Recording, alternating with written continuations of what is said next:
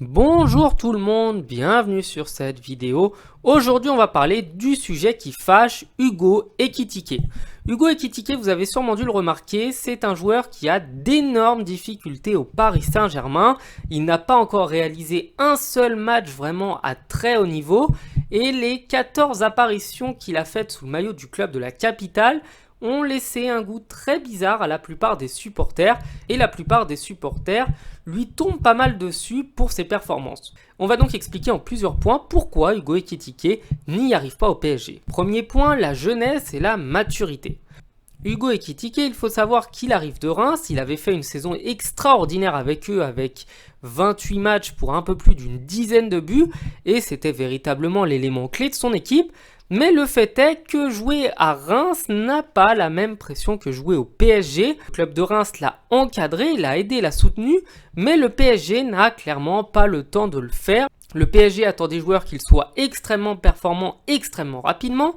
Et le problème, c'est que du coup, le manque d'expérience dans un grand club a peut-être perturbé un petit peu Hugo Ekitike dans son arrivée. Deuxième point, c'est le syndrome de l'imposteur.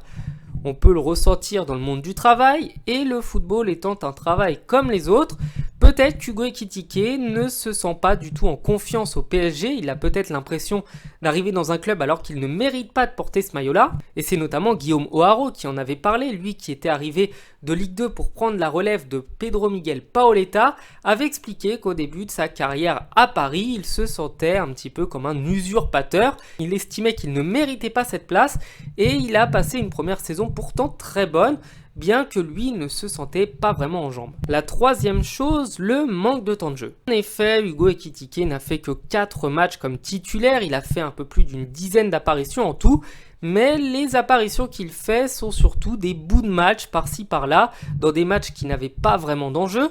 Et quand on voit qu'il y a déjà Messi, Mbappé et Neymar en attaque, on se doute bien que le PSG ne va pas en mettre un des trois sur le banc pour faire de la place à Hugo Ekitike. La quatrième chose, c'est les comparaisons à répétition avec d'autres joueurs qui jouaient à ce poste-là avant lui.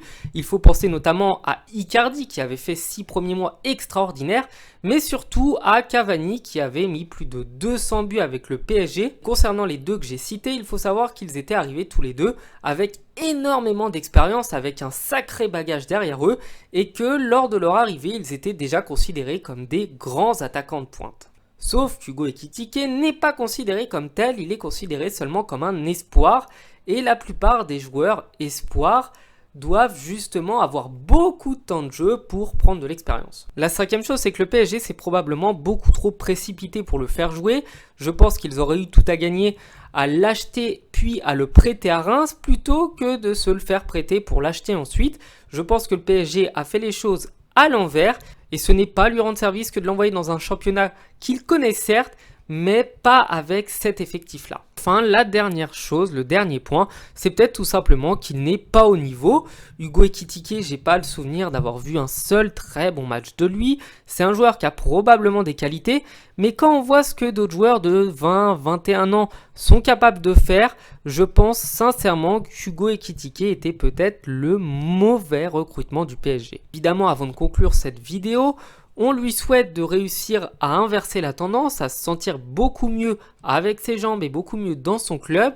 On ne souhaite à personne d'échouer, bien entendu. Mais le PSG est un club qui n'a pas vraiment le temps et il doit absolument se ressaisir au moins avant la fin de la saison, car il risque sinon de finir dans une prochaine vidéo sur les pires transferts du PSG. Je vous souhaite de passer une bonne soirée et je vous dis à bientôt, ciao.